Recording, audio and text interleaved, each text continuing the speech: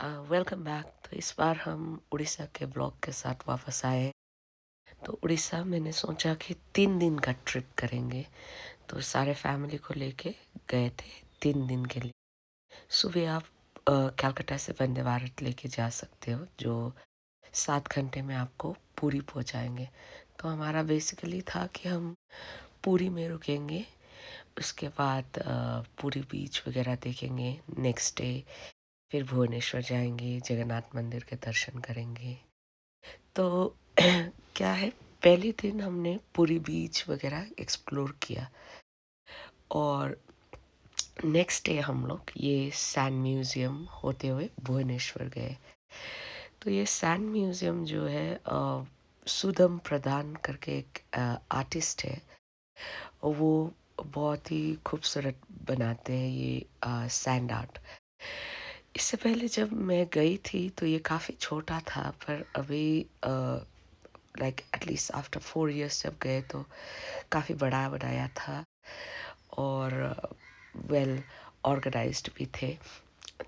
Entry fee merely 30 rupees देना होता है आपको यहाँ जाने के लिए। तो अगर आप बच्चों के साथ हो या फैमिली मेम्बर्स के साथ हो तो ज़्यादा इन्जॉय करोगे इस जगह में। तो यहाँ से हम लोग ये सैंड म्यूज़ियम में आप देख सकते हो कि बड़े बड़े आर्ट बनाए हुए हैं। यहाँ आप जैसे देख सकते हो कि दुर्गा माँ की एक ये बहुत ही सुंदर सैंड आर्ट बनाए हुए हैं। ये आर्टिस्ट ने काफ़ी इंटरनेशनल अवार्ड्स भी जीते हैं और उड़ीसा में तो ये काफ़ी पॉपुलर भी है। तो आप आगे देखते रहिए। इसके बाद हम चंद्रभागा बीच के तरफ जाते। ये पुरी से भुवनेश्वर के तरफ जाते हुए ये हमारा फर्स्ट स्टॉप पड़ता है। फिर उसके बाद जाते हुए चंद्रभागा बीच होते होते कोणार्क के रास्ते हम भुवनेश्वर पहुंच जाते हैं। ये रास्ता भी काफ़ी सुंदर है। ये मरीन ड्राइव जो है ना, पुरी से भुवनेश्वर के तरफ जाने वाले, ये काफ़ी सुंदर है। इनफैक्ट ये मेरा एक फेवरेट रोड्स में भी आते हैं। तो थोड़े टाइम के बाद आप देखोगे कि कैसे चंद्रभागा नदी बे ऑफ बंगाल में जाके मिलते हैं। और चंद्रभागा नदी का तो एक ऐतिहासिक मान लो इम्पोर्टेंस है भी, क्योंकि कहानी ऐसा है कि एक वहाँ पे मकर संक्रांति के दिन लोग आते हैं नहाने। जिस दिन का भी कुछ भी स्किन रिलेटेड डिजीज़ हो, वो सब आके बहुत भीड़ हो जाते हैं मकर संक्रांति के दिन। और वहाँ आके वे उन लोगों का ऐसा मानना है कि वहाँ के नहाएंगे तो उन लोगों के जितने भी डिजीज़ेस है वो ख़त्म हो जाएंगे। क्योंकि कहानी में भी ऐसा ही था कि एक राजा का बेटा को ऐसे ही एक डिजीज़ था और वो चंद्रभागा नदी के वहाँ आके, एक और नदी है इनफैक्ट, वहाँ आके उन्होंने जब वहाँ पे सूर्य देवता की पूजा की और पूजा अर्चना की, और जब उन्होंने वहाँ पे उन्होंने स्नान किया तो उनका वो डिजीज़ जो था वो ख़त्म हुआ बोलते। तो इसी मान्यता के चलते हुए यहाँ पे अभी भी लोग मकर संक्रांति के दिन आते हैं। वैसे वो नदी तो सूख गए।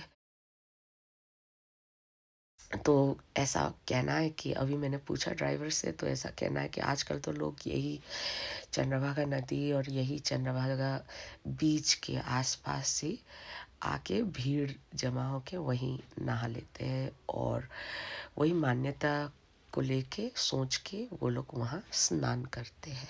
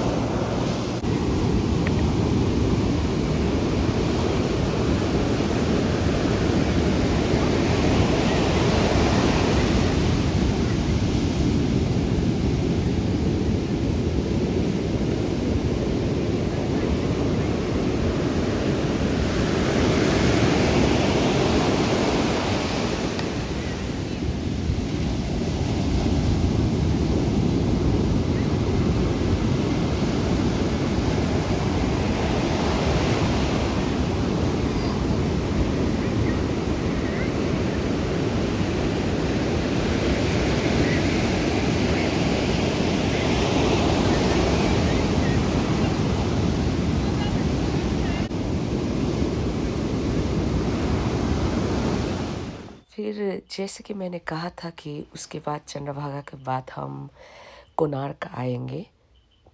तो ये कोणार्क टेम्पल जो है 13वीं शताब्दी में बने हुए थे। एंड ये नरसिंह देवा वन ने बनाया है।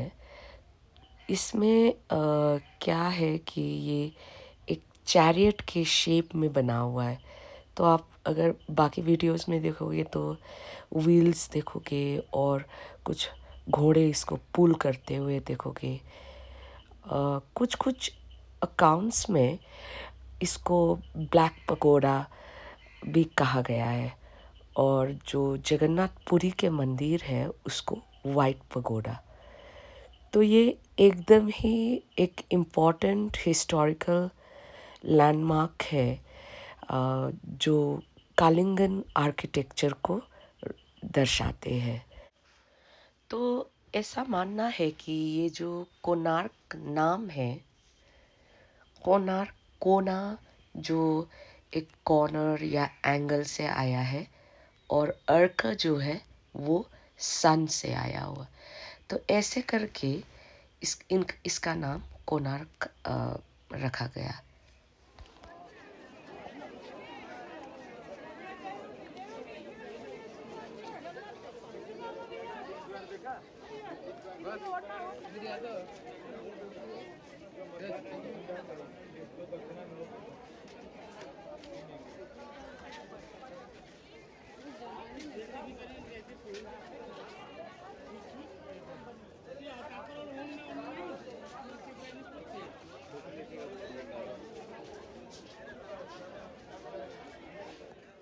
तो यहाँ पे आप देख सकते हैं, जैसे कि मैंने आगे बताया था कि ये एक चैरियट शेप में है। तो ये चैरियट व्हील्स देख सकते हैं, और आगे कुछ हॉर्सेस इसको पुल करते हुए जैसे आपको दिखाई देगा। इसमें छोटे छोटे मिनिएचर्स बने हुए हैं, और मिनिएचर्स में कभी अप्सरा दिखे देंगे आपको, या मेल एंड फीमेल म्यूजिशियंस, या कोई फीमेल्स मेकअप करते हुए। तो ये छोटे छोटे मिनिएचर्स जो बना हुआ है, ये एकदम ही इट्स टिपिकल ऑफ कालिंगन आर्किटेक्चर। और ये जैसे मैंने बताया नरसिम्हा देव वन ने बनाया हुआ बताते हैं, और वो ईस्टर्न गंगा डायनेस्टी से बिलोंग करते थे।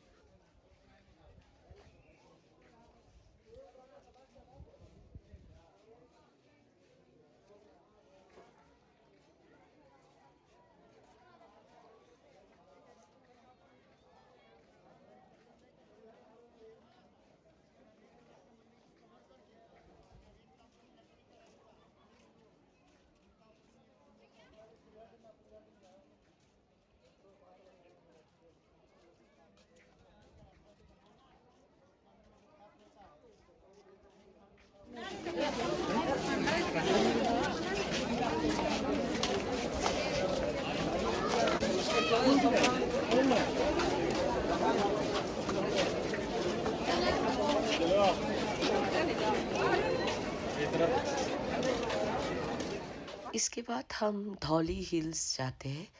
ये धौली हिल्स भी काफ़ी हिस्टोरिकली इम्पोर्टेंट है, क्योंकि ये कालिंगा वॉर के साइट माना जाता है। तो ये वाइट डोम स्ट्रक्चर तो बाद में जाके बिल्ड हुआ, पर ये यहाँ पे ये एक रिलीजियस साइट भी माना जाता है, और हिस्टोरिकली भी उतना ही इम्पोर्टेंट है। ये भुवनेश्वर से 8 किलोमीटर आगे पड़ते हैं मेन सिटी से, और दया रिवर के पास बना हुआ है। यहाँ से बहुत ही सुंदर भुवनेश्वर के पूरे सिटी दिखाई देंगे। उस दिन तो कुछ एक फेस्टिवल चल रहा था, तो काफ़ी रज्जो करके एक उड़ीसा के एक फेस्टिवल चल रहा था, तो काफ़ी भीड़ थे इस समय पूरी। हमें मंदिर में भी कम से कम 4 घंटा लाइन में लगना पड़ा था। तो एक ये फेस्टिवल है रज्जो करके, जहाँ पे 3 दिन मनाया जाता है, और लड़कियों को अ, अ, पूरा लड़कियों के पूरे ध्यान रखते, खिलाते पिलाते, नए कपड़े खरीद देते। तो हमारा इस बार पूरी जाना हुआ अननोइंगली इसी टाइम पे, तो हमें काफ़ी भीड़ मिले थे। तो ये धौली हिल्स भी उतना ही पॉपुलर डेस्टिनेशन है। यहाँ पे आपको बुद्ध के पूरे लाइफ के ऐसे स्टैचूज बने हुए दिखेंगे।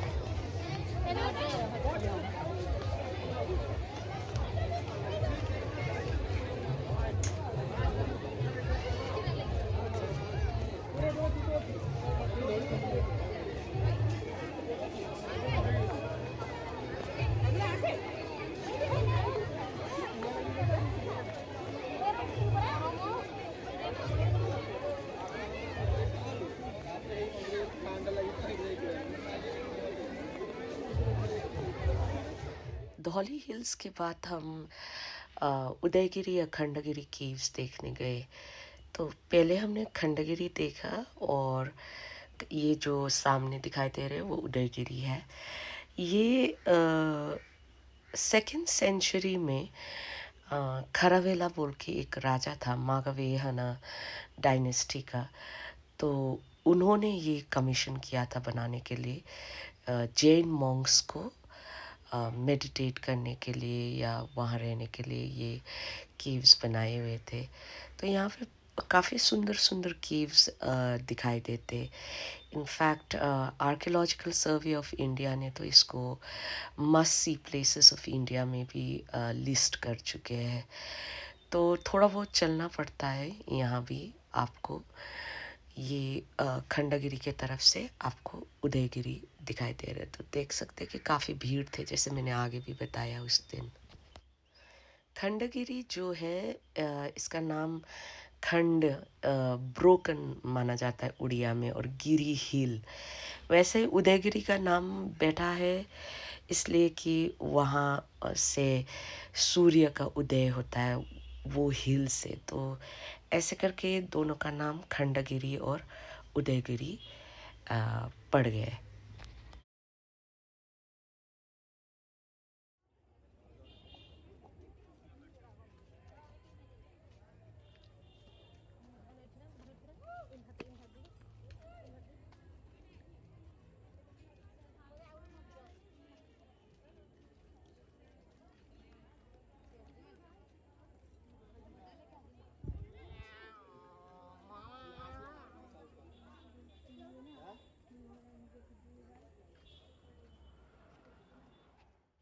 ये फिर हम उदयगिरी की तरफ आ गए। उदयगिरी में काफ़ी सुंदर सुंदर गुफाएं हैं। इनफैक्ट मुझे खंडगिरी से ज़्यादा उदयगिरी ज़्यादा अच्छा लगा। ये जैसे कि गणेश गुफा देख सकते हैं आप, रानी गुफा है, हाथी गुम्फा है जो काफ़ी फेमस है उदयगिरी की तरफ। और उदयगिरी थोड़ा बड़ा भी है खंडगिरी से। बस एक ही मुझे थोड़ा सा प्रॉब्लम फेस करना पड़ा यहाँ पे कि थोड़ा सा सिस्टमैटिक नहीं है। इतने हिस्टोरिकली इतने इम्पोर्टेंट जगह है ये, जबकि इतने शायद भीड़ के कारण भी हो सकते हैं, बट सिस्टमैटिक नहीं थे। टिकटिंग में इतने रश थे, लाइन में कोई खड़े नहीं थे, और एंट्री एग्ज़िट भी काफ़ी मतलब रश्ड था, जहाँ पे कोई एक प्रॉपर लाइन में नहीं जा रहे थे। नहीं तो ये काफ़ी अच्छा है। इसको बाय द वे कट्टका केव्स भी कहा जाते हैं, ये दो, खंडगिरी और उदयगिरी को।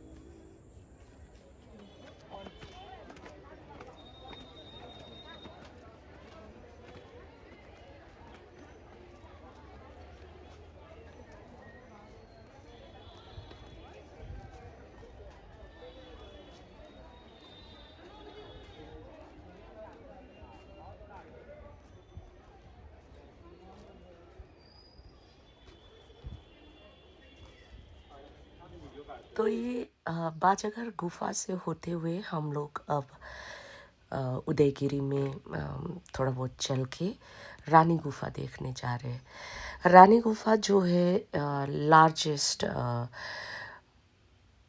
केव है, और ये सुंदर है इसलिए क्योंकि इसमें पिलर स्ट्रक्चर्स है, वरांडा है, कोर्टयार्ड है, और ये डबल स्टोरी कीव है। यहाँ पे जो जैन एसेटिक्स थे वो लोग रिट्रीट के लिए भी आते थे, मेडिटेशन करने के लिए भी आते थे। तो ये आप देख सकते हो कि डबल स्टोरी है, और ये इसमें अगर आप ध्यान से देखोगे तो मिथोलॉजिकल स्टोरीज से कुछ कार्विंग्स किए हुए हैं, और कुछ रेलेवेंट रिलीजियस एनग्रेविंग्स किया हुआ है। और ये उदयगिरी में हम हाथी गुम्फा के साथ ये वीडियो को एंड करते हैं। Thank you.